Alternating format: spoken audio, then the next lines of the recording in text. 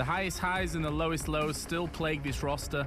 Their dominance in the Esports Championship Series finals turned heads though, taking down Luminosity in an astounding final match.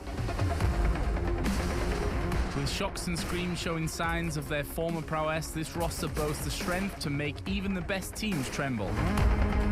However, inconsistency will always be a phrase hanging over their heads. ESL One Cologne saw them unable to make it out from the infamous group of death, and a shaky season in Pro League left G2 ever the unpredictable force. G2 will be looking to get back on track in New York, but with a stacked team list, the French side must bring their A-game.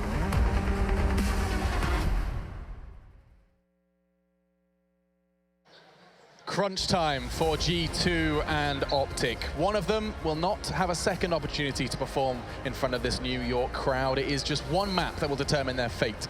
And as it's already been outlined, G2 will be the first team to discuss. I've got myself, Thorin, and YNK to discuss just a little bit about what on earth we make of this team, because I think it was beautifully summarized. The first phrase out of Joe Miller's mouth was the highest highs and the lowest lows. Let's focus on the highs first of all. What makes this team a team worth trembling? I mean, Janka, we'll start with this. He mentioned ECS.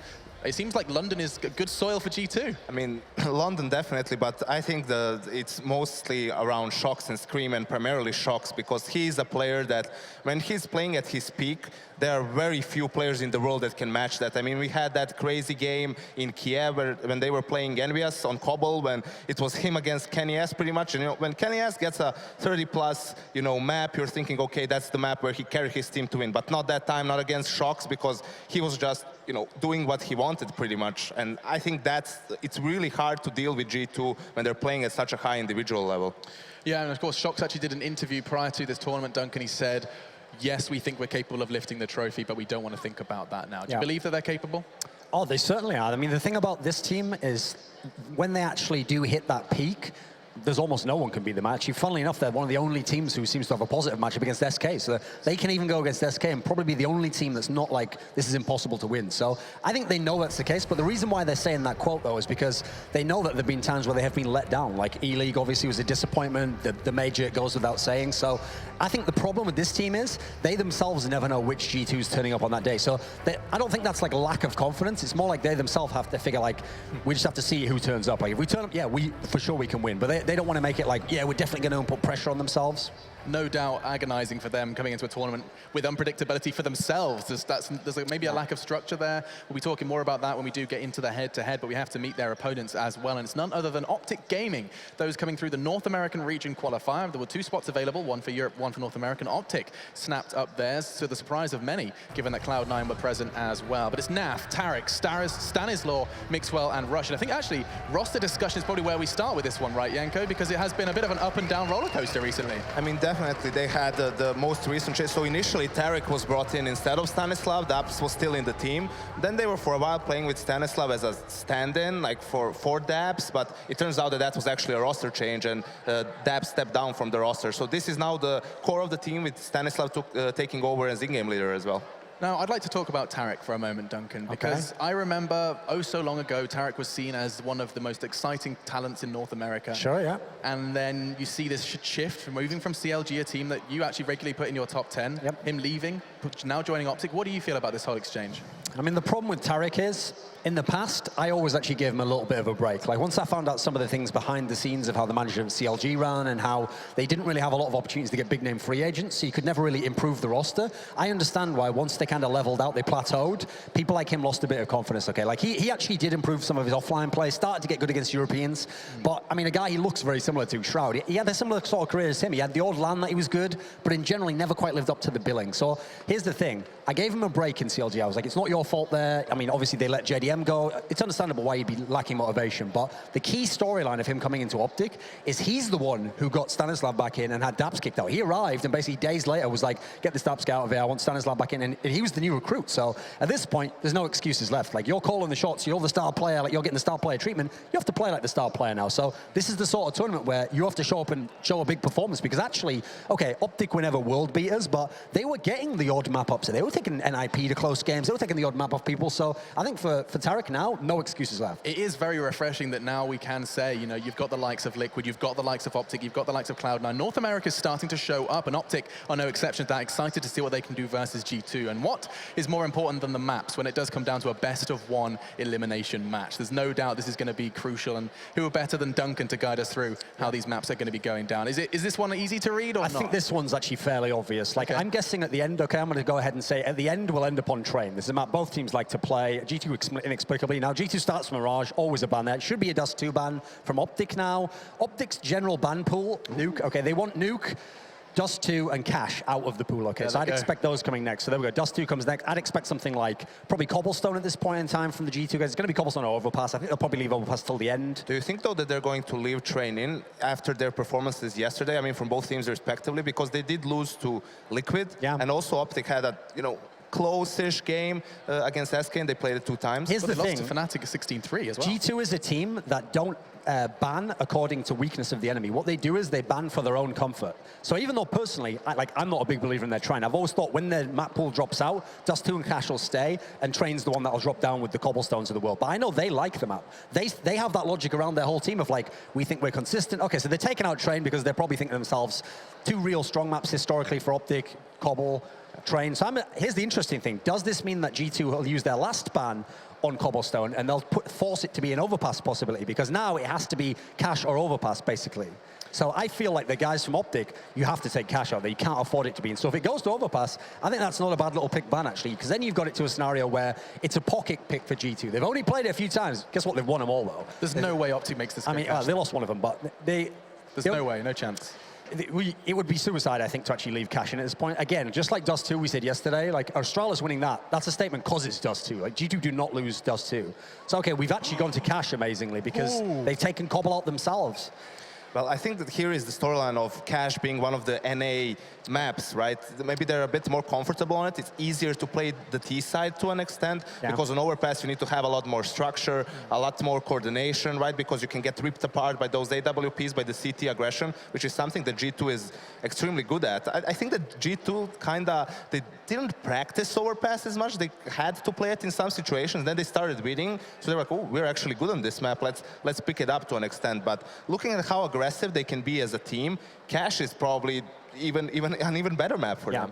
The thing that worries me here is that actually yesterday the OpTic guys used their last ban, I think it was against Fnatic, to actually ban out Cash. So that tells me they must at least play Overpass. They must have some sort of a plan. But I do feel like when you look at the history of G2 on Cash, Overpass rather, I think the reason why you haven't seen them play it more and they haven't been tested is because a lot of teams just used bans on it. Actually, they were like, you know what, you have to respect the pocket pick if they win it all. So I feel like Cash is a really dangerous position for the guys from OpTic to be in right now. Is it not worth starting the discussion about when a team becomes known for being good at a map, they rarely actually get to play it? And we've seen this time and time again. If NIP's Cash for a while was unbeatable, then they constantly got vetoed. When they started playing it again, they were a little flimsy. I mean, do you think that's a trap G2 could fall into? The thing is, like, because here's the good thing about being a Dust 2 and Cash specialist is every team in the universe will let you play one of them. So luckily for them, they're not on the fringes. Like, the problem is if you were a master of, like, say, only Cobblestone or Mirage, or these ones people do tend to ban more, and you might get reduced playtime. But G2 get to play Cash on a regular basis, and they're still very, very good at it, I think. So we'll talk more about how that's going to fare for OpTic when we get to predictions. But for now, Janko, head-to-head, how do these two teams compare? Is there a very clear favorite? Are we looking at the Europeans with a big smile? I think it has to be G2. I mean, they are the favorites in this matchup. The map itself, OpTic not really comfortable or whatever would be left. But you just look at the rosters here, and you can't say anything that this is G2's game to take. 50 ADR for Body and Mixwell. That's a rather low number so far. I mean, on this map, Cash, if you think back in your mind, just through like highlight rounds, you could make like a 30-minute movie of 2016 Shox walking into the A site on Terra's side and just getting 2 or 3 kills, winning clutch rounds. I mean, the amount that he's done on this map is unbelievable. So the problem is, if you OpTic, it's not like you can't scout that. You know exactly what's going to come, you know where they're going to hit, you know the style of play they're going to play, but do you have the firepower to stop it? It's going to take some insane individual performances from OpTic here, I think. And where does that firepower come from, Janko? Talking about it, we can see here that Nav has the highest ADR on the team, pretty much, and he had a couple of great rounds against SK yesterday, and he's one of those players who, even early on when he was playing for Denial. Denial, I think. Denial, yes, I think it was at one of the ESCA tournaments. We saw flashes of brilliance for him, but never seemed to be able to pull it off consistently at an international level. So obviously, when you play against the likes of Shox and Scream, you need to have your own individual stars perform. Primarily in this team, that would be, in my opinion, Mixwell, Tariq, and Naf as a surprise dark horse.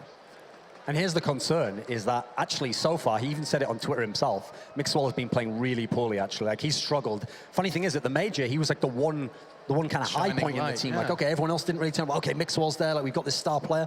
So I feel like that's the issue. I mean, yeah, he's saying that in his own tweet, like, worst event he's ever had so far. Now, here's the thing. He is a skilled player. He is an AWPer. This is certainly a chance to turn it around a bit, but you've got to have full confidence in yourself if you're going up against Scream and Shox running into the site with AKs. It's like a poor man's Fallen. AWP player, leadership role. And actually, you know, an intriguing question is just how successful has this European import been? I mean, how many successful examples are there? Is Mixwell the best example we have of someone going over from Europe? Simple was pretty good.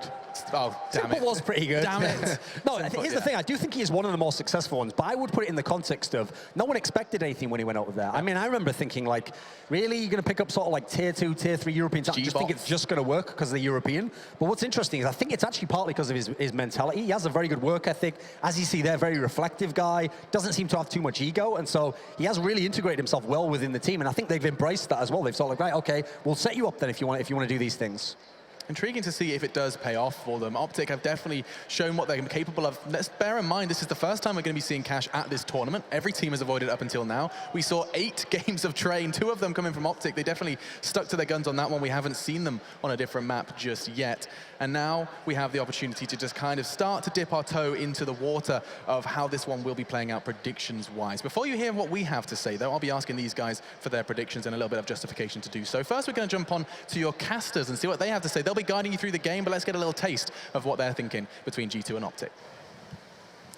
Yeah, thank you very much, Alex. Pleasure to be here in New York, back on the North American side of the water at the very least. Some fans out there? Yeah, they're getting in the building. I heard there was a nice queue outside. No, it's going to be an awesome game. Look, first and foremost, Alex, I think the interesting thing about G2 we saw yesterday on Dust 2, that's their map. They had 13 rounds going on to the T side. The issue they've always had is CT side. So for them to fall that flat, especially to Astralis, was shocking in a lot of ways. And I think that, you know, OpTic, okay, they surprise qualifier, everyone expected Cloud9. I think they've got some firepower. So if G2 can't find the team form, they're going to have a problem. It's shocking to think it's going to be a 0-3 potentially for G2 coming into this one. I think they're obviously the favorites, but any result can happen here. We've got to see the big players, we've got to see the Screams, the Shoxies turning up. They should be favorites going forward. That's without a doubt, especially on Cash as well. I had a look at the results for OpTic, though. Their Cash recently has been pretty good. The last, like, 5 or 6 games have all been victories. So difficult to call. It's the CT sides, like you said, have always played G2. So if they can sort that out on Cash, they can still provide good team performances. I think they'll be okay. It will be a close game, though, in my opinion. Yeah, I completely agree. And I think Tariq as well on Cash is very good. I think both of us do have to kind of stick with the G2 as the favorites, but I don't think it's a foregone conclusion after what we saw yesterday, Alex. Thank you very much. That's Henry G and Sadikis. You'll be seeing them again in just a minute's time. But they are suggesting it's by no means a foregone conclusion. It's not a guarantee that G2 should be picking this one up. Okay. Are they pandering to the New York crowd? Is that what's going down Some here, of those results are on the internet, Henry. This is a LAN in a big stadium, and these are North Americans. So I think Europe's finest, they're going to come out, and we're going to see Scream, we're going to see Shox. I mean, this is one of the classic vintage Shox maps. One of the key things about this, like Dust 2, is it's got those long CT rotation times, especially if you want to flank someone. And as a result, this is the perfect pace for Shox when you plays on the T side. He can go as slow as he wants, and as a result, you know how phenomenal his aim is at the mid-range. So I think this is a great map for the G2 guys.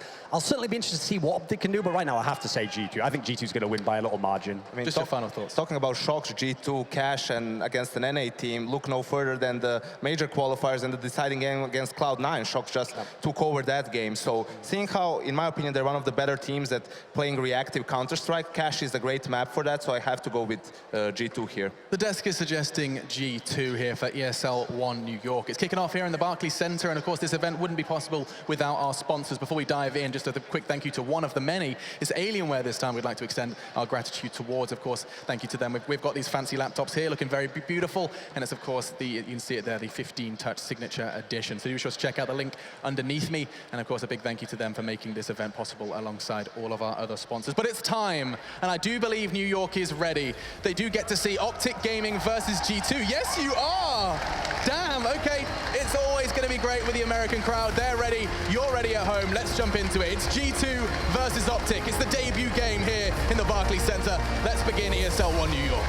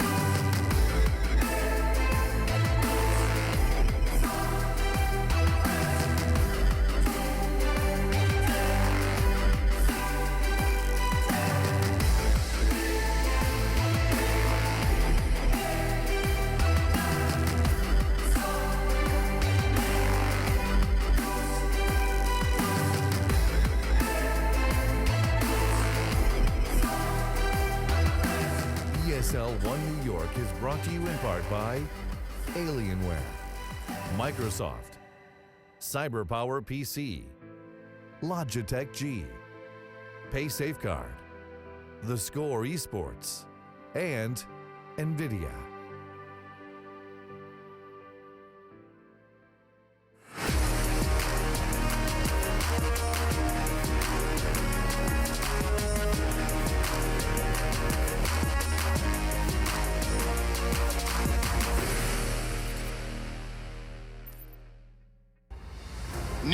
New York, ready to go because we are inside the Barclays Center, and today we get underway and we start things off with an elimination match. What a way to kick it off. G2 as well, a team that had feisty grip upon Astralis and ended up falling 0-2 yesterday. This is a position they did not expect to be in coming into this land. I don't think anyone expected it. OpTic with a chance now to survive. I think it's still going to be a close game. Cash always brings excitement. A very frag-heavy map, lots of fast opposition, lots of fast entrance to the map as well.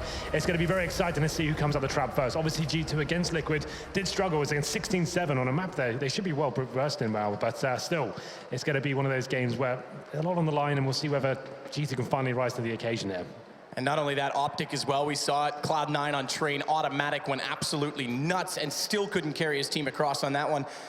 took the spot off of Cloud9, which everyone thought was easily going to pick that up, given their dominance so far in North America this season. Some good runs on some previous lands that we've seen them at, Northern Arena in Toronto, saw them at Star Ladder, and then, of course, DreamHack Bucharest, where they were in the final. Not here, and this is Tarek's debut on land with this team, OpTic. And I think that there's a lot to be said. I think Thorne kind of touched it on the desk as well. He has to step up and be the star player at this point in time.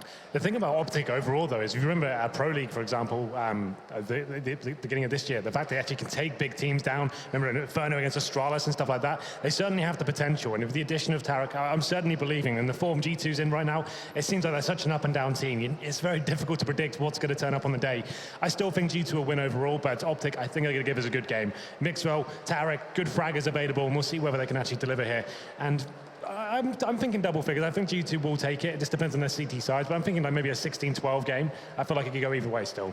Yeah, and I mean, Tarek does bring a lot to them on cash. He's always been a solid cash player. When CLG and Liquid used to line up, they were excellent North American battles and rivalries on this map, and Tarek's, again, proficient at entering. He's pretty decent at utilizing his rifle in most angles and covering off mid-control, so we'll have to keep an eye on him. Again, Mixwell does bring something interesting to this. The last time we saw him directly on LAN was way back at Barcelona. Yeah. A little bit of Pro League, but you and I don't think we saw him directly. It was, Barcelona, we saw him when he was still in G-Bots and played extremely well. When he first went over to North America, his stats in either, ESCA, Pro League or Rank S, as they say it, and in Pro League, so much higher, and he was absolutely just having his way with people, but never really implemented well into the team, and OpTic was struggling at first. Now I think with Tarek and him together, it's a threat, but like you say, it's G2's inconsistency we talk about. They have the same thing on the other side. In fact, they arguably have some of the best firepower in the world, with shocks going off, screams, incredible low accuracy, RPK has been consistent, but they all kind of have to turn up, and we talk about that all the time. If they're not there and hitting the shots, they don't fall back on tactical execution. One player in particular as well that doesn't really get mentioned that much as being the star player for G2, I think Body. He's been fantastic up until this event. He seemed to be very quiet yesterday. Hopefully he can step up now. He seems to be a really good addition. He seems to be getting better and better with every single performance we see from him. Cloud9 fans still here, it seems, as well. Yeah, of course. You can't get rid of them. We were in the Ukraine, and they were everywhere there as well. One thing I just wanted to touch as well, this is the first tournament we're going to see the actual coaching rule come in, right? We're going to have those 30-second pauses. I'd be interested to see how they're going to be used and whether they're going to be effective enough to actually bring teams like composure back to a level with it. You get 2 per half now at 30 seconds, right? That's the way it's working. So this is the first game we've casted at that. And we talk about the pauses overall, historically being very good for teams, but here we go. I think we're getting into it, Matthew. Oh, we certainly are, New York. OpTic and G2 to start it off, and I think you're dead right about the timeouts. I'm curious to see which teams will be proactive with them and try and use them more, knowing that they have a few more at their expense. You've only got 2.5, so you might as well get them out of the way. Is that Chris Puckett? Is Chris Puckett in the building? All right, then. So this is the knife round. Let's not get too hyped just yet. Well, we can get hyped. Yeah. We'll start. I like how they're throwing nades to get some additional damage in. Rush is just going to get taken down by that, but we'll see who gets the start. It's going to be G2. So presumably they'll take the CT side. Yeah, it's not a massive advantage on cash, but it's certainly the more favored pick overall with the knife round. So that we start on the CT side. We did say that plagues G2. Maybe start there, post a decent score for themselves, know what they have to get to on the T side. That's what they're very strong indeed. They can be very dynamic and aggressive, and that's the key thing on the CT side, actually. That's something we lack from G2. That's actually their play style overall, but when they get a little bit rattled, when they don't start winning rounds and the money starts to fray away, then that's when they seem to lose their mojo slightly, and we'll see whether they can keep that today. Obviously, whoever loses this best of one is going home. This would be shocking to think that G2 crashed out of this very prestigious tournament 0-3, just one of the hot favorites for the tournament overall, and especially in the climate of CS as it is right now. Of all the roster changes, it's one of the teams that have been very strong recently, so I'm hoping just in terms of like the final I expected to be, they can find some form now and potentially get a little bit deeper into this tournament. Well, let's hope so. Again, a good run for G2 in Kiev, but here we go into the pistol.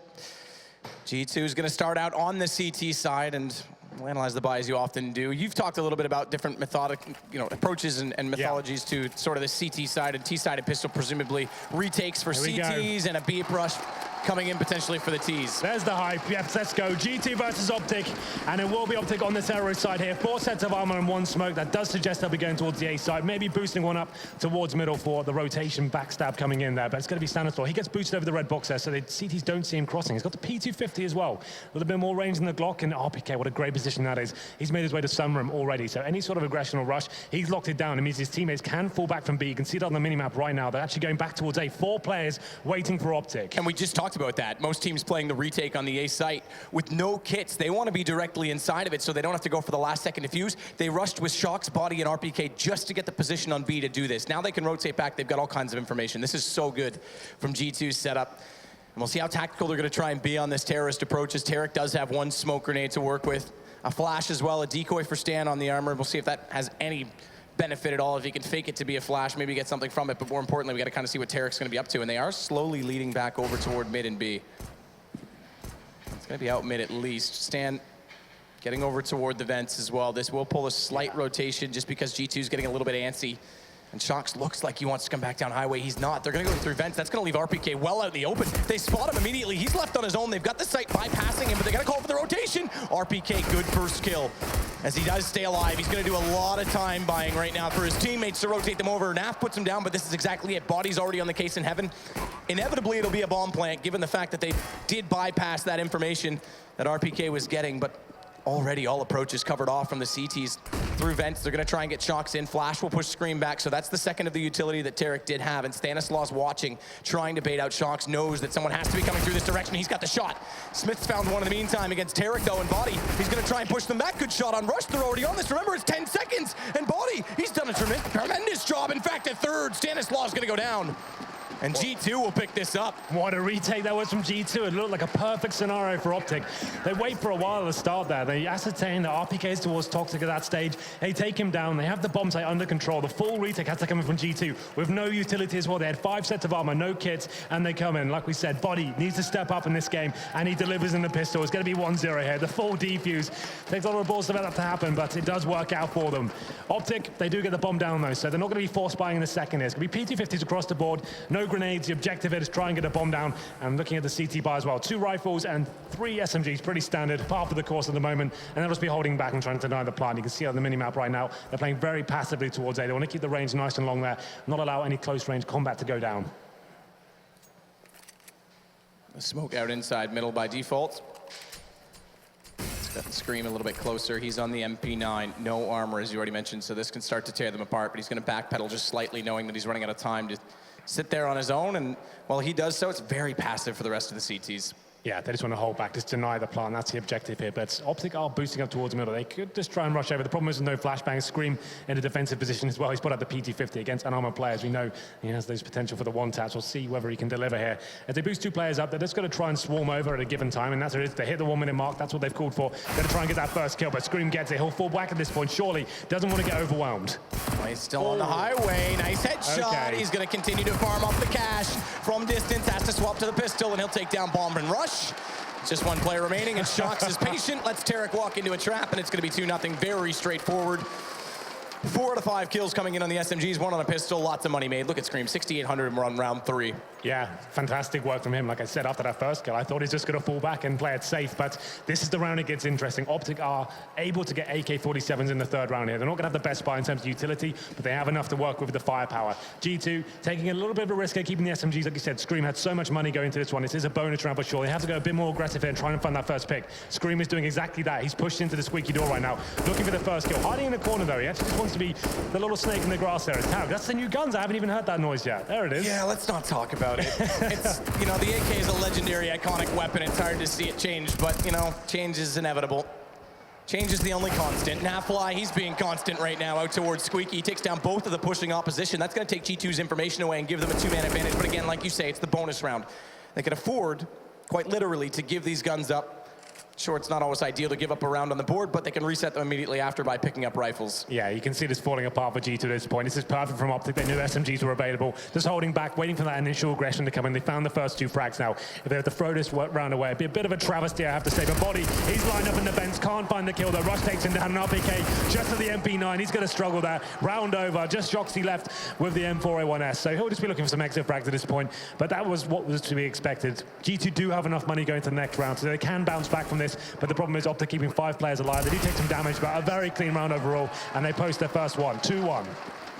You could see that MP9 struggling against the armor, put about a half of magazine into him and just couldn't take him down. 6 HP, I think.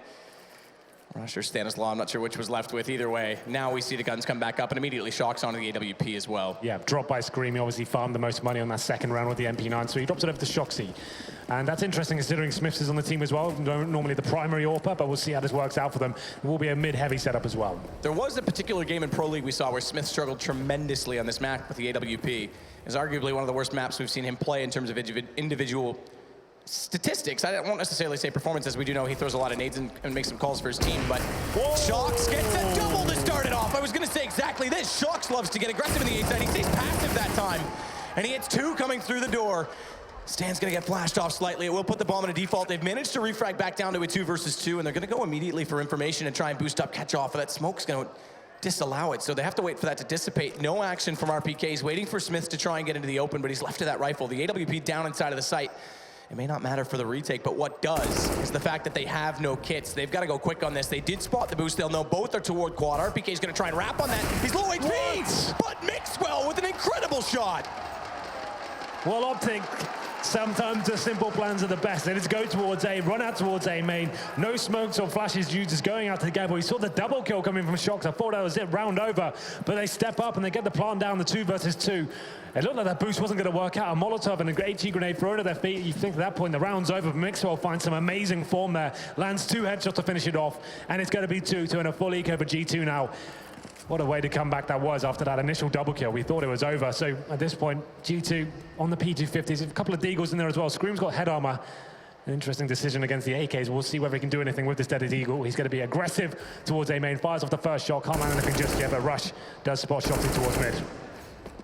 And just to go back to that point as well, because we do see Shox trying to get a little more aggressive on this. I do imagine it'll stabilize back to Smiths, but interesting call to start it off. And I mean, he did find those 2, but they couldn't hold. Absolutely. Showing the firepower we talked about. They do possess it now with Tarek coming in.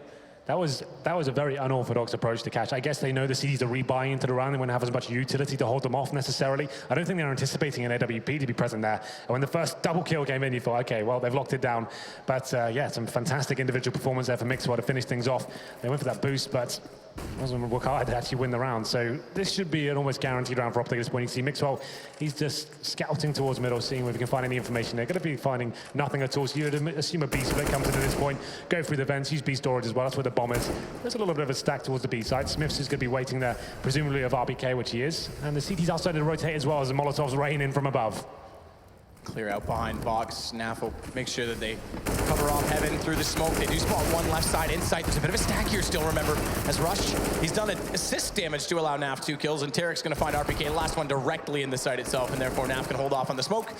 Well done again from OpTic, losing only 1 man. They're going to go to the 3rd round as Scream with a Deagle. We know he's fancy, but no kit. 4 players. Very unlikely he can do more than 1 or 2 kills. In fact, it will be none as Tarek closes him out. So this is where the struggle continues for G2 now. You can see, yes, they have money to buy, but they can't get the AWP out. It's a very proficient weapon on cash. Obviously, it's very dynamic, but let's see what they can bring to the table here. No kits purchased whatsoever. No head armor as well. Not a big deal against the AKs, like I said before, but still limited in utility. The problem is they don't have any incendiaries. That means you can't stop the initial mid-rush. If that does come in, OpTic know they're in charge of the cash right now. If they went for that fast push towards middle, that could be a massive problem. It looks like that might be happening. Not going for a boost, but going fast towards A main, it seems, as they throw the Molotovs to stop any initial pressure from the CTs.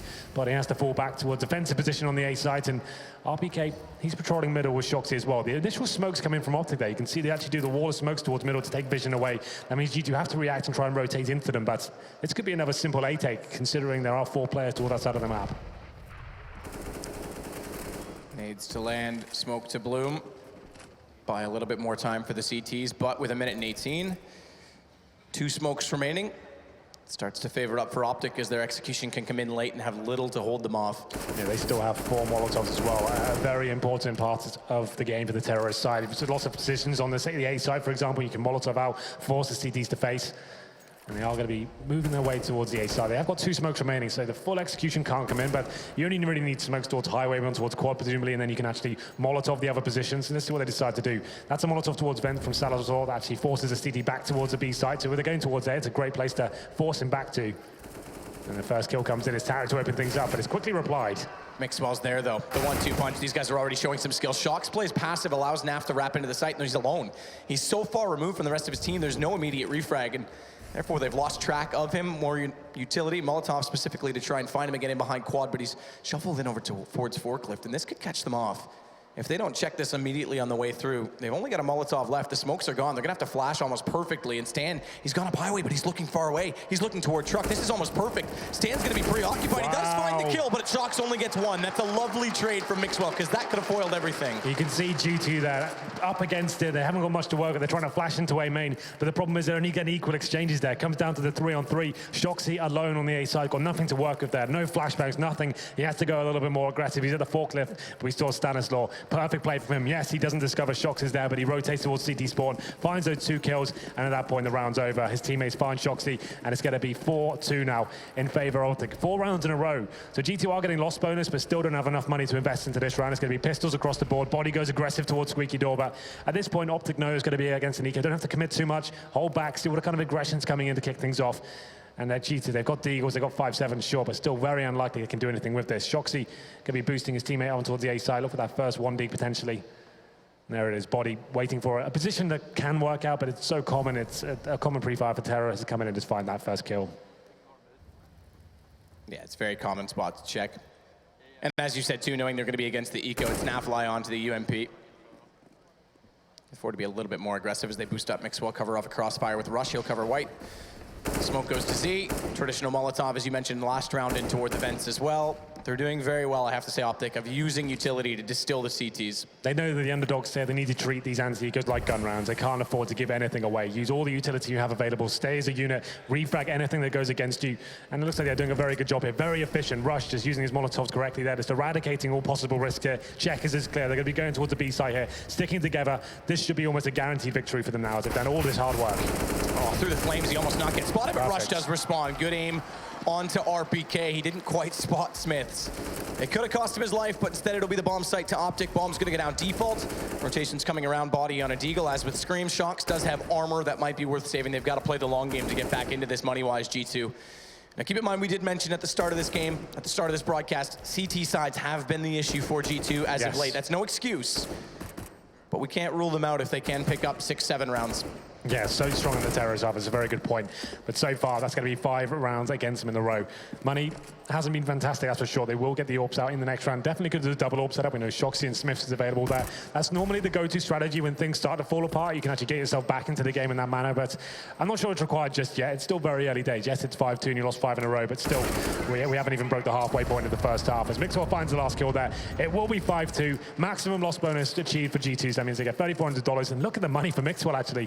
He's got money for days. He's almost $14,000 after the reinvestment, so he'll be just trying to distribute that wealth. Obviously, the limit is 16K, so you don't want to let it get too high. That's one of the things that if you're playing, you're a younger player and you're trying to maximize the money, if you have 16K and one of your teammates doesn't drop him, because you're gonna, if you achieve more than that in the round, you don't get it. Yeah, it's just cash that goes to waste. So you might as well be earning at the same time that he is and making sure you're getting every reward possible. I think that more people need to keep an eye on that. This is a full set piece coming in from OpTic. I actually kind of like this. They've been doing default so far. They're going to be throwing all the smoke to the start of the round. Will they decide to use them or go back towards middle and boost over? They're trying to pull rotations at the moment. It looks like one player will just be going in. That's Tarek. He's trying to sell the fake, but Scream, he knows this is going on. Players in front of him, but he can't land the shot. It's up to RPK. He only finds one, and it's going to be a 4-on-2, and these double AWPs have to deliver now. Shoxy finds one, but he's just behind smokes, hasn't got any information as to what's going on.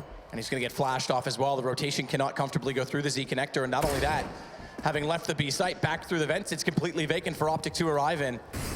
And interestingly, you say this double op setup has to deliver. We've not seen an op come out yet on OpTic's side. They're playing this similar to how Liquid used to play it, just straight up rifles, straight up entry. And never mind trying to take battles late. He's getting closer, Shox, but Naf's actually on the far side of that box now, knowing that he's being spammed through. So it would have to go through not only the garage door, but the wooden box as well. They've got no kits here. They're clutching at straws for sure, trying to go for those wall bangs. Just hoping something goes in their favor. But what a perfect round there was from OpTic. They tried to sell a fake, and my God, did it work as well. All the smokes used at the start of the round towards the A side, make it look like a set piece towards A. Then they're going fast towards middle. They pulled rotations over. Scream could only find one kill there, and that's not going to be good enough in that scenario. RPK actually in a very similar position as well, and it's this double AWPs trying to retake the bomb side. Sure, the double AWPs can be great. You just need one shot to kill these terrorists, but it's so difficult when you've got the utility down as well. You've been smoked out. It's not a weapon you can push through and find frags there. So yes, they save the AWPs, which is great. And they do still have the maximum loss bonus. They can probably distribute the wealth accordingly. It'll be FAMAS's, M4s. They shouldn't be in too much trouble in terms of that regard, but OpTic are playing a perfect game so far since the gun rounds have started. That was a very impressive way to kick things off.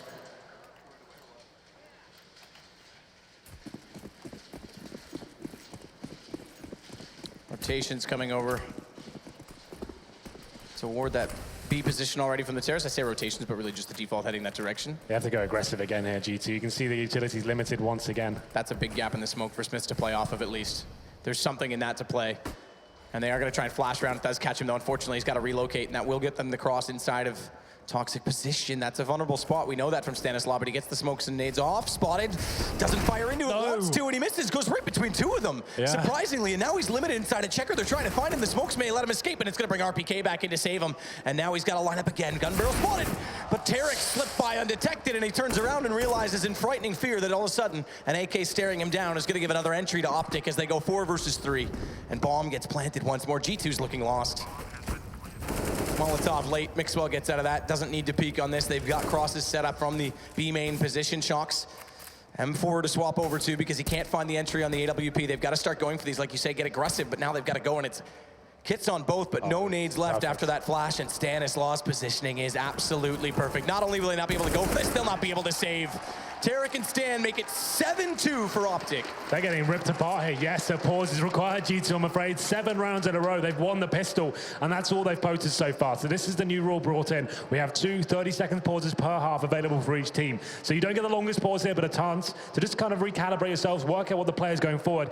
So this is getting pretty deep now. We said it wasn't too bad a few rounds ago, but now it's getting a bit scary. CT is certainly the favored side here. The money isn't great. They've got themselves in this rut where they're losing every single gun round, not saving any players. So going into this round, they have around 4K per player. Once again, the AWPs aren't available. That was their go-to in the previous round. That didn't work out for them. So what's the play here? Do you take another eco, allow OpTic to win the half here, and then get back into it with the full buy? I would say that's my recommendation. You get the partial buy going into this one, take a chance at the Deagles, see what you can do with them, and then you come back and don't give anything away after that. But OpTic, what a brilliant performance that was once again to that B site. A nice execution to kick it off. All the Molotovs landing on the site there. You can see G2, like you said, they're looking a little bit lost here. They can't get into this game. Smith's missing those key shots at the start. Shoots between 2 players. Can't really do too much apart from it. It's just OpTic running away with this one with just nice methodical play so far. And the unpause comes in. Like I said, 30 seconds, very quick. And it's not really a chance to break the momentum. Are they force buying this?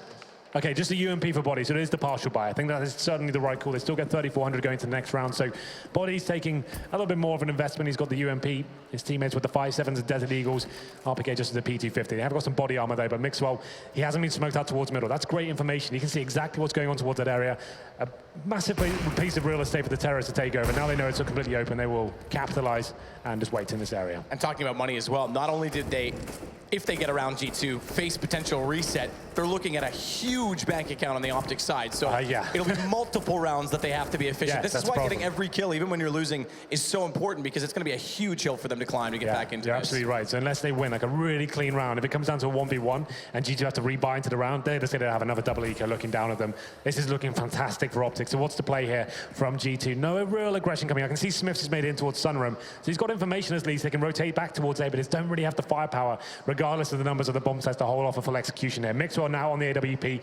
We're slowing things down. There's the flashbang in towards A main. Body does find the first kill, gets a double as well, looking for the third, but Mixwell does take him down. It's a 3-on-3. The CT still on the A site.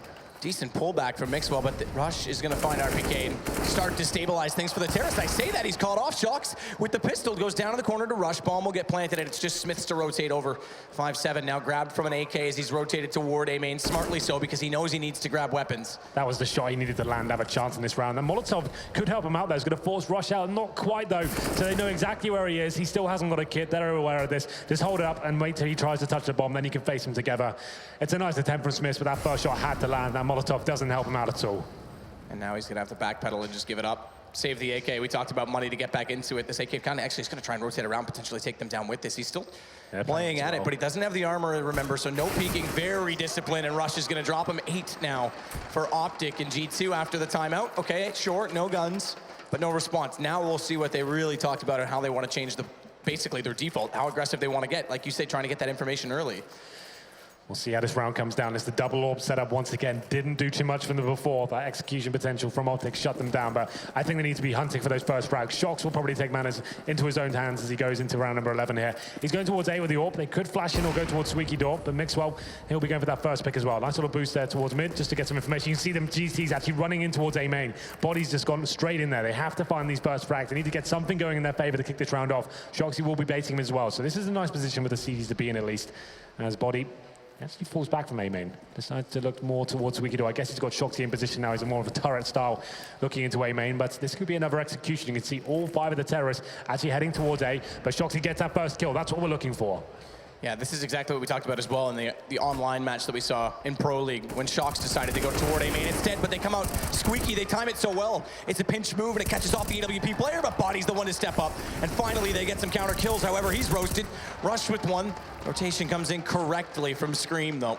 And it's down finally to a 3 versus 1. Like you said, efficiency starts to matter. All 3 need to stay alive. Every kill Rush gets right now is huge. And he's got 2. He's got it back to a one-on-one. He may only have 26 HP, but he's got lots of time to work with still. You know exactly where he is. Surely you just want to make him plan and come in together. They've got so much money anyway. You can allow them to do that. That's fine. Just win the round. They're both facing now and comes down to the 1v1. Smith's upgrade to the M4. I think that is an upgrade considering he had the AWP before, but he's lost track of Rush. He's made it in towards B. Now the pressure really starts to come in. Smith's not known for his clutches. 1v1 on the other side of the map as well. Bomb planted. He has got a kit, but this is up against it now. How can he possibly win this one? He has no idea where Rush is. Kit and smoke. He could try and get on the bomb immediately inside of that, but the problem is Rush is playing very smart and staying near the bomb. He knows he's got to go that direction. Vents is going to give away his position as well. So Rush has the upper hand even though he's low on HP.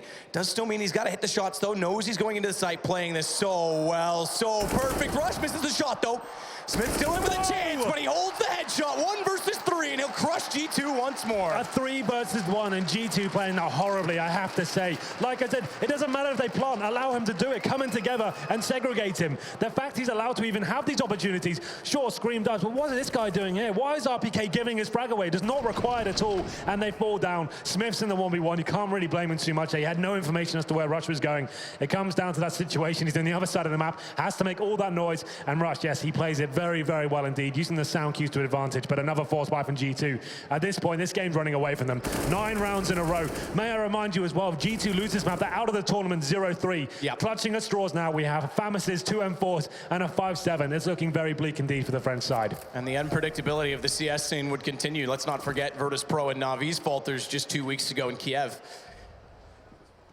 It seems to be every tournament a big name's having a problem, and G2's certainly in a big one right now. Stanislaw already out towards Squeaky. They do have the slightly different setup this time, the boost going on in the A site.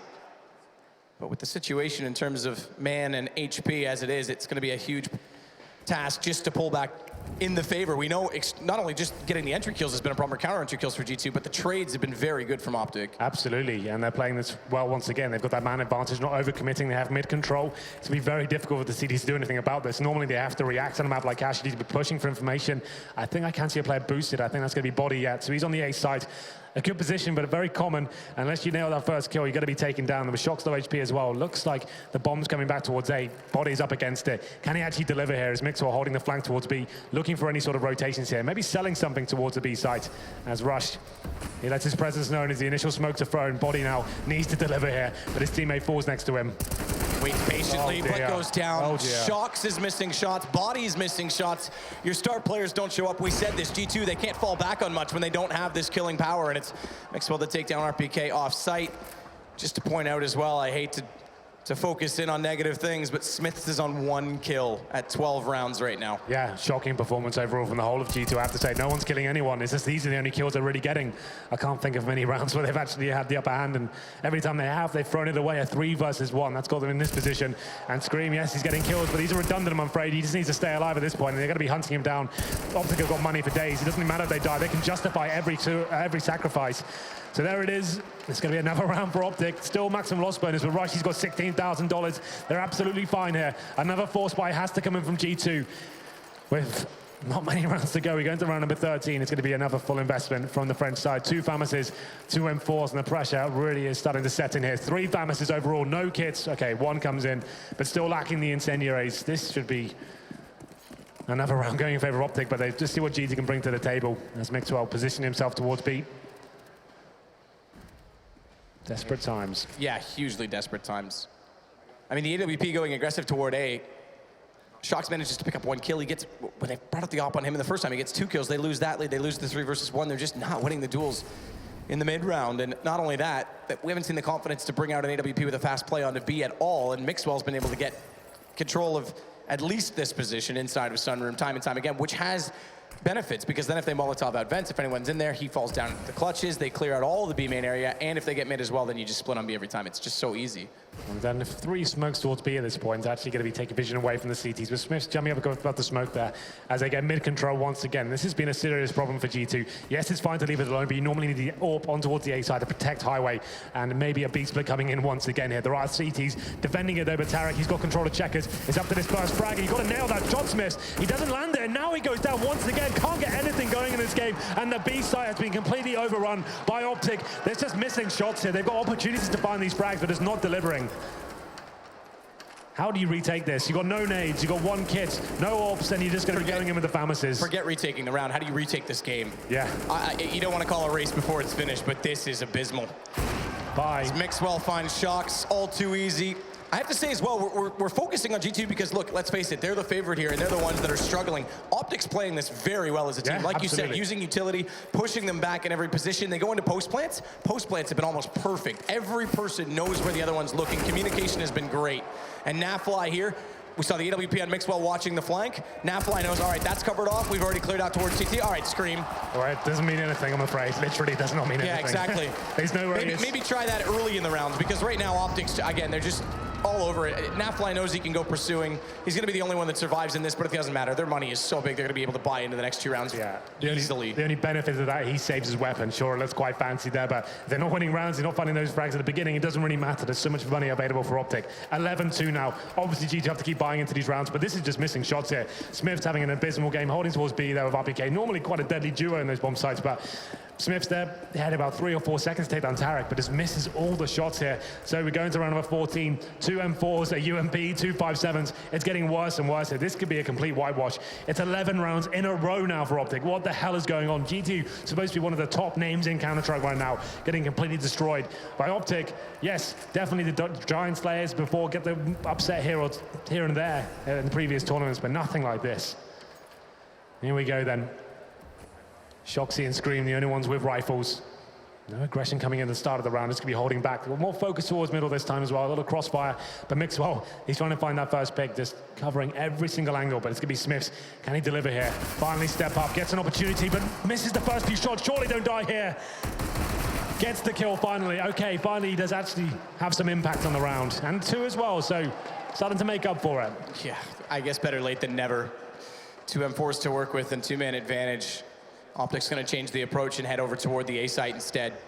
Only 1 player residing inside it from the defensive perspective. It's going to be Body on the SMG. And they have boosted him up on top of the wooden box behind red. Yeah. But he's elected to go off that, too, look at with this. the smoke out. Body's by himself on the A side, about to defend a full rush. He's only got a UMP. His teammates are nowhere to be seen. If they go in right now, it's round over. They get the bomb down, and the CTs won't have a chance to retake here. They're so focused towards it, but Scream has come in behind. That's actually going to be something proactive and working in their favor as well. This should be a round almost certainly going in favor of G2. I won't guarantee it just yet, but that certainly helps as Naf Molotovs himself in A main. Cleverly goes past it, though. Tries to catch them off and thinking that he will not. But yes, as you say, finally a round starts off very well with the pistol in toward A main. And G2, finally something to cheer about. Yeah, it's Smith that opened things up there with the 5-7, pushing towards B storage. Correct timing. A few whiff shots to kick it off, but he does find the 2 frags eventually, and they manage to close it out from there. A nice little boost there. That's what we're expecting from G2. They're supposed to be the ruthless team that just savages their opponents by having that aggression, that aim that no one can match. And Scream finally showing a bit of it there. He gets the counter boost going in towards A main, but OpTic, they go in for the fast mid pick. If you get there quick enough, you can take down the CDs before the smoke blooms. This time it's Naf. He gets thrown the AWP and finds that kill. A 5-on-4. It's going from bad to worse for G2 here. They have to react once again. Is this the boost once more? Scream, it worked the round before, but I think he may be sussed out here as Naf's in the perfect position to counter this sort of play. Yeah, exactly that. So perfect. 1 movement from Scream, and he's spotted at this point. Oh, Molotov just push him back down. It may not result in a kill, but it will get him out of there. No, it goes too far. That gives the Scream the chance. Smart play from Scream to jump on that, knowing he's not going to have the gun drawn. He saw exactly where it was thrown from. And they've got an advantage again to work with here. Considering they take Stanislaw down to 15, it's not much of an advantage. Still 4-4, but it is slightly better off than Scream on 50. And we got to look for silver linings for G2 at this point. Yeah, this is the last round of the half. I'd say must win for G2. We do say they're very good on the T side, but they need a little bit more to work with than 3 rounds. Still a 4-on-4. They've left middle a bit more open now. Scream has been smoked out. It's going to be a stack towards G for the bomb sides, 2 on either side. And Tarek, once again, he gets the information. They've fallen back. So at this point, Okay, Smiths, this is aggressive, but he has got the 5-7, gets the first kill, but it gets shut down. So the push is in vain. As, okay, well, that Molotov suddenly helps out. It's a 2-on-2 now with 30 seconds remaining. Shox and Body coming in. One from Vents, one from CD Spawn. Body, he has got the AK-47 as well. They have got kits and incendiaries that can flush terrorists out, but a lot of work to do here. 25 seconds remaining as the bomb goes down. Tarek just gonna wait, hold off rotations and Vent. Playing underneath the heaven, he can see both. Flash comes in. Shox not capitalizing on the opportunity to try and drop down, though. And Tarek will now hear that, knows exactly where he is. Perfect lineup, great crosshair placement, better from Body as he walks back in, but he's tagged 15 HP. Whoa. And finished out by Mixwell. 12-3 at the half in favor of OpTic. Now, Henry. Yes. As we have casted a lot of Pro League this year, 12-3 does have some weird superstition to it. We've seen a lot of comebacks from it. I'm not saying that's possible, but you have to consider it. I'm saying it is possible, for sure. There's no reason why G2 can't switch over to the T-side, win the pistol, and grind it out. There's certainly a team capable of it. They know that as well. They just need to go in, dust themselves off, and there's certainly a chance for them to do it. It's looking pretty poor right now. No one's really fragging for G2. The only rounds they really won, they won one. They didn't win a single gun round there, Matt, if you think about it. They won the pistol, got the 2-0, and then came back with an eco win with that 5-7. So no gun rounds achieved, but they still get 3. Well, with that said, 12 rounds from an incredible-looking OpTic against a sleeping giant in G2. We're going to take a short break and join back in to see if they can recover.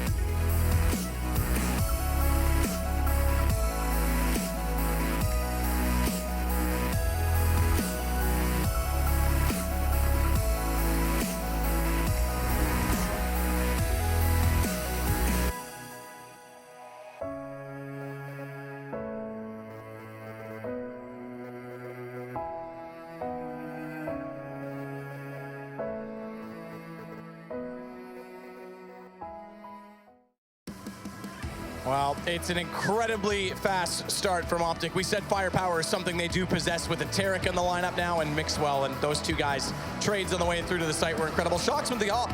We thought there was something in this round, and just like every time they had a man advantage, including this 3 versus 1, it was lost. OpTic absolutely taking the fight. In fact, G2 never won a gun round.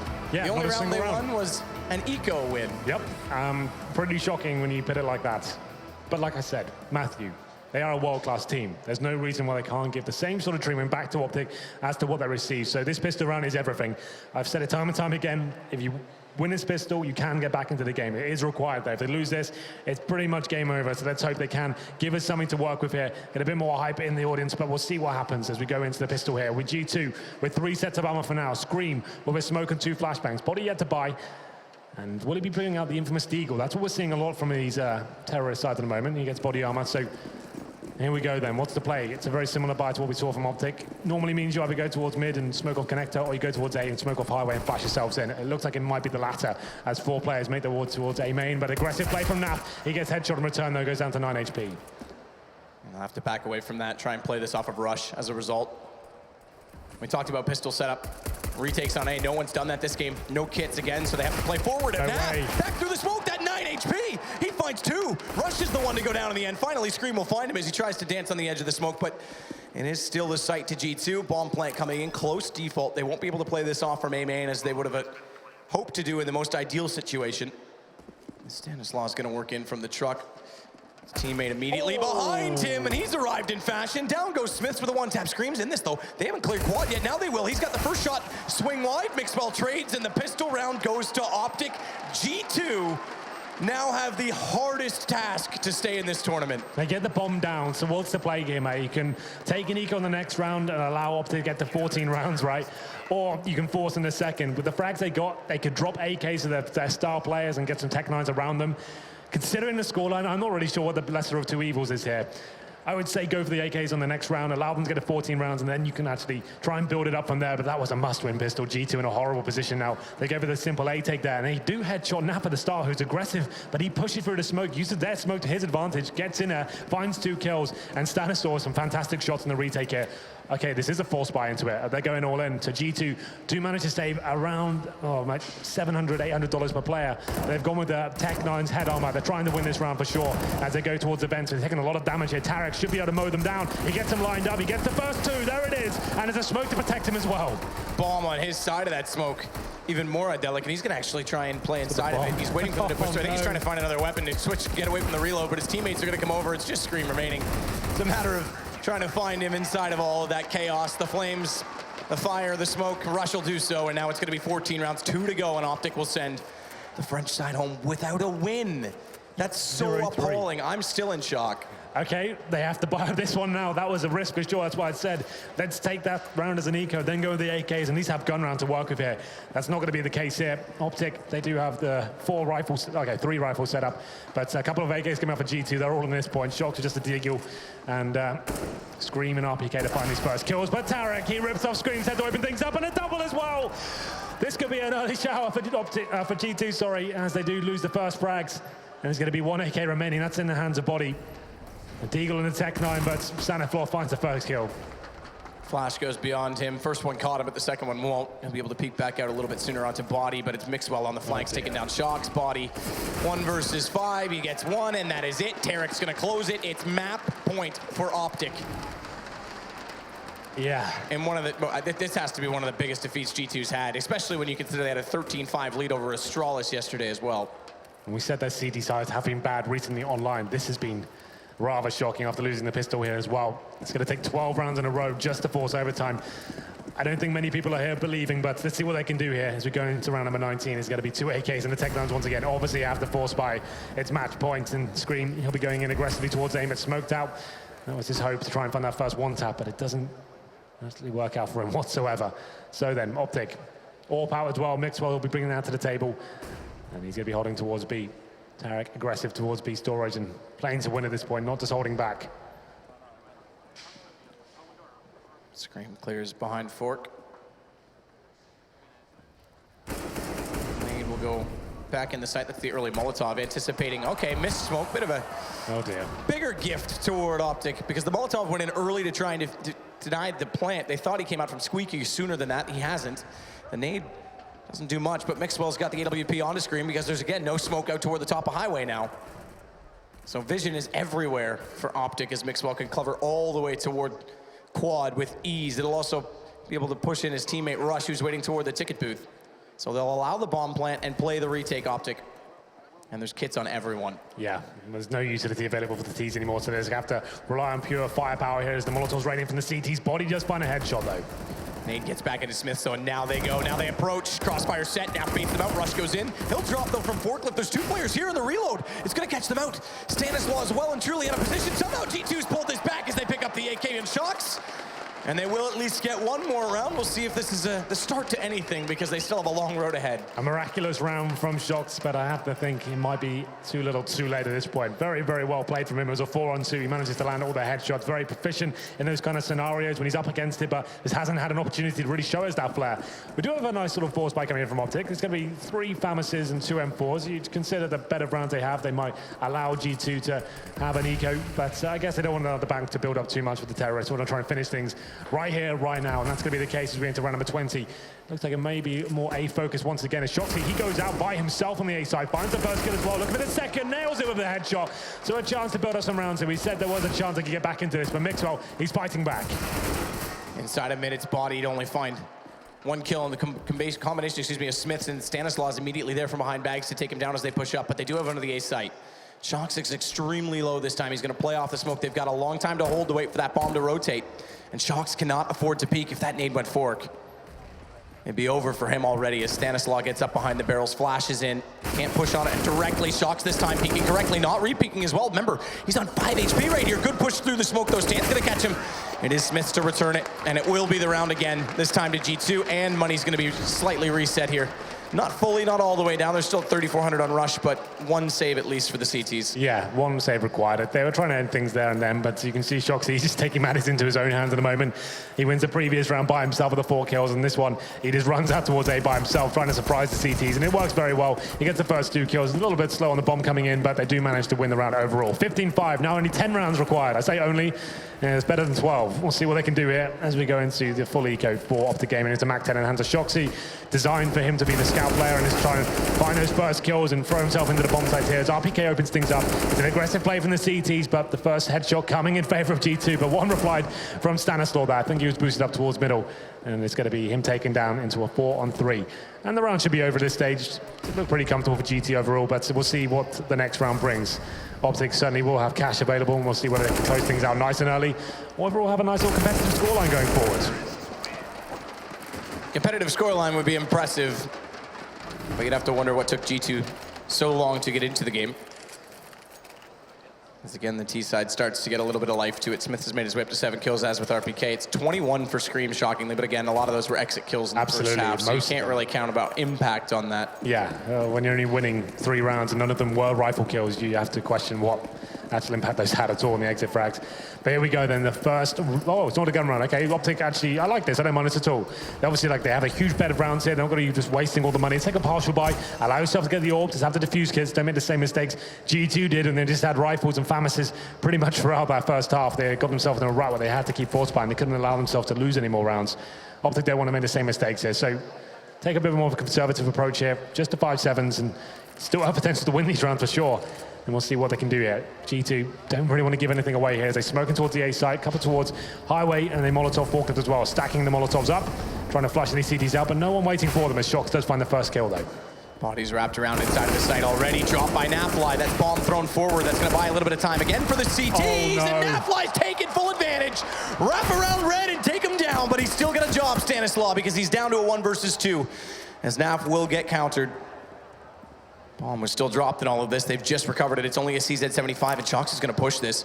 If Stan sees his foot before the truck, he can pre-fire it. That's a gun down. Jump up. Smith is going to try and hold him off, but missing that shot. It's an AK grabbed. He's got armor as well, but no kit. Smith just barely finds him through the edge of the corner. Shoxy aggressive there towards the truck, trying to shut it down. They knew where Stanislaw was, but he delivers with a CZ. Another 1v1 for Smiths. This time he delivers. It was a little bit risky, I have to say, but he nails the shot through the wall. It's a headshot with an AWP. Had he missed that bullet, it's game over, but he manages to hold his nerve. And this is where things get tricky now. OpTic have arrived with the full buy. Naf this time on the AWP. We'll see what he can do here, whether he has a decent spawn and wants to try and find that first kill. Smiths though, on the T side, he'll be holding towards B storage, and Naf will be going aggressive here, straight in towards A storage. And won't be finding the first kill just yet, but he holds strong and tries to hunt for some information for his teammates. Tarek inside events. Stanislaw below from boosting is going to make his way back inside of the B site safely as well with the use of smoke. But pressure applied onto the sunroom. A Molotov could force Tarek out, and this would be the catch we were talking about. Smith has the AWP in that position, but he's not quite looking toward the vents just yet. Easy to coordinate. Stanislaw passive on this, would not be able to do much to save his teammate in that aspect.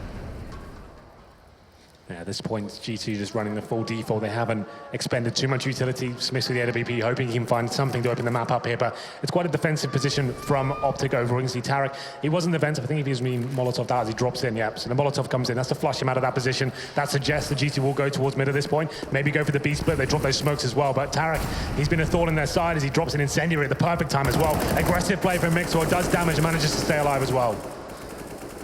Stay alive in those wall of smokes. They didn't quite get the catch on Tarek. He's made it back to the site. Stan's gonna go down, repeat from Tarek though. He's found one, and he knows there's more pushing him, finds the headshot as well. There's only one left, it's Smith's. He's gonna have to clutch this if there's any chance that OpTic are not sending them home. First shot successful, Tech9 almost gets the damage in, but Mixwell holds true, and the Spanish player will send the North American team forward, and G2 goes home 0-3. Who saw that coming as well? 0-3, not picking up a single map here.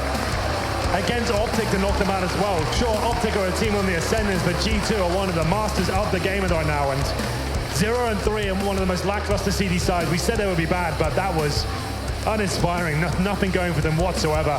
No one delivering, and the only frags they're really getting are the exit frags, not winning a single gun round at all. Well, with that said, it's going to be a very encouraging win for OpTic, but a long road home and a lot of thoughts on the plate for G2.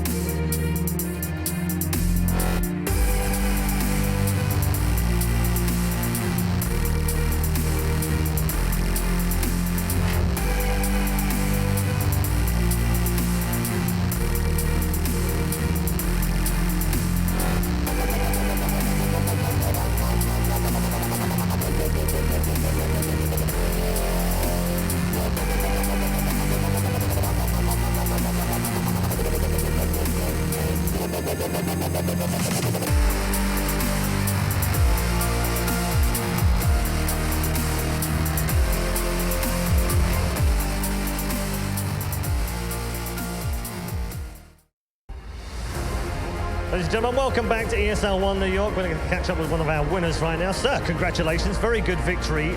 Did you imagine coming into today, knowing you're 0-2, G2 is 0-2, that you could not just win, but dominate them? No, I did not expect that. We're not like in a really good cash team, and we know they also play cash, so we thought we didn't expect it to be like convincing as much as we did that. So I don't know, it's just really shocking how we kind of just literally just destroyed them. So. Yeah, I mean, was there a question over it? Because you had a chance of overpass, could have been overpass before.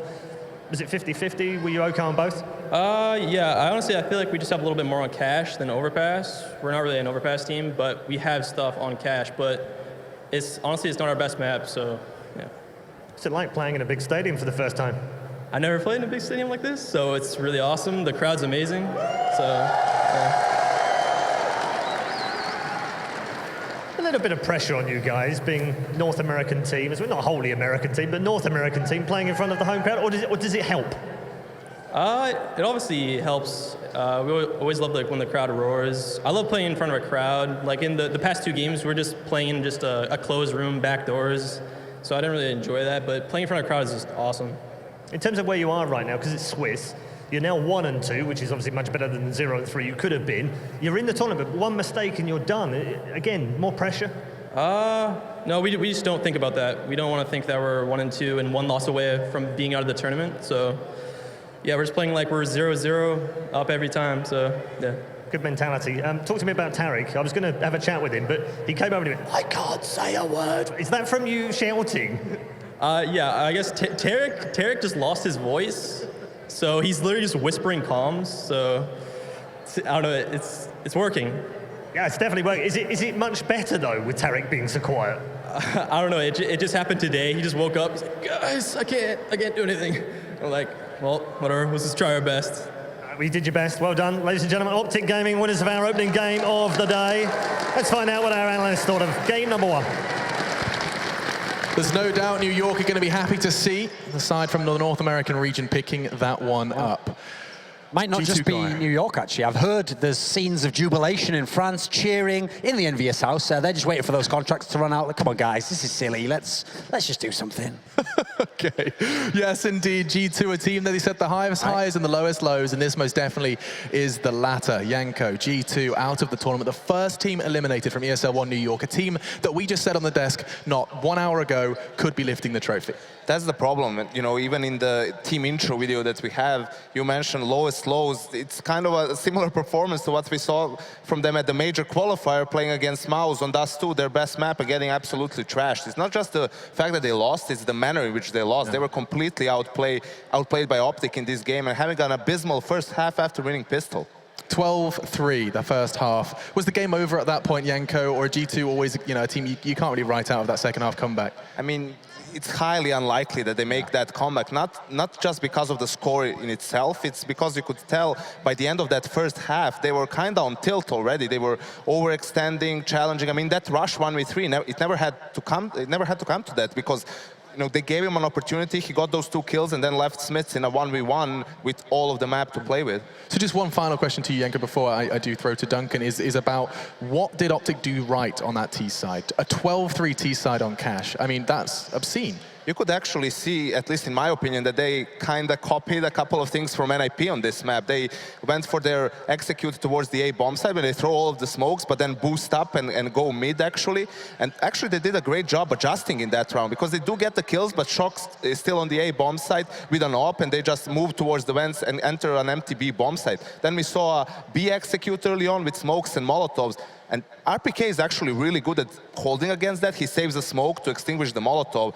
But in that particular round, it was just OpTic outplaying them. So that combined with some of the hero plays, like the mixable 1v2, burning and getting that crazy headshot, everything went right for OpTic in this game. It really did. There's no doubt that crowd helped them, as Naf did say in the interview. Duncan, we were really surprised by that Cash pick, and OpTic have shut us up. Well, you do have to say, as much as people will get annoyed if you say this wasn't G2 at their best on Cash, to be fair. Justified. I mean, a classic person you obviously have to point out, Smith's basically got like 1 kill for most of the first half, and that was actually on the pistol round. I mean, they always say, Alex, about the thing about live events is, okay, you never quite get the same feeling, the same atmosphere if you're at home as you do watching here from the crowd, you know? Well, I wonder what sort of VIP treatment Smith must have paid for. He was like right there in the action. He was watching, maybe it was like VR, he was watching inside the game, all the kills going on. It was amazing. He did finish 11 frags alongside Body, RPK beneath him on 9.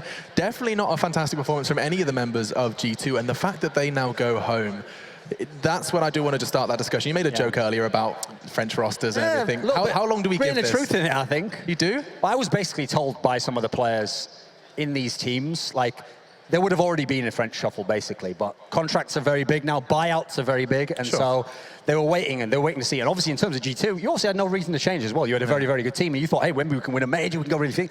I think after this performance, coupled with the NIP performance, like, here's the thing. Second at Star Series was good, but you were playing a team with a stand-in. So I think if you add it all together, I feel like the guys from G2, they've got to have some questions themselves. Like, things aren't quite right here. Meanwhile, the guys from Envious, they've kind of been sat back looking on, going, that's a great team. I'd like to be in that team. So, you know, the French scene, it's almost inevitable. At some point in time, it's going to happen. I think results like this speed that up.